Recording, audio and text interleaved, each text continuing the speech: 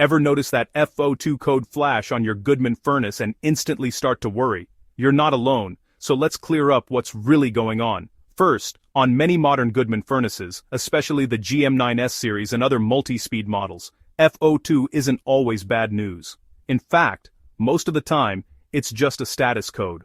All it means is your blower fan is running at speed level 2 during a heating cycle. If your home is warming up like usual, airflow feels steady, and you don't see any other codes popping up, F02 is totally normal.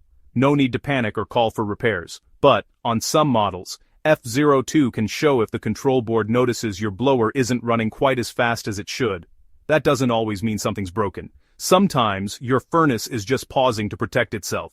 Here's your first move. Try a simple power reset. Flip the furnace breaker off, wait a minute, and turn it back on. If everything sounds and feels normal after that, the glitch was probably just temporary. Next up, check your airflow. Dirty filter? Time to swap it out. Make sure your vents aren't blocked by furniture or rugs. You want that air moving freely.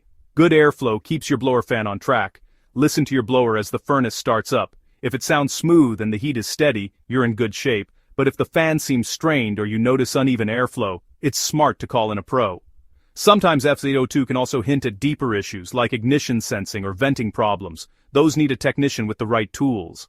Bottom line, if F02 keeps showing up or your heat gets spotty, get a licensed HVAC tech to check it out early. It'll help your furnace run better, longer. If this helped, hit subscribe for more homeowner-friendly furnace tips.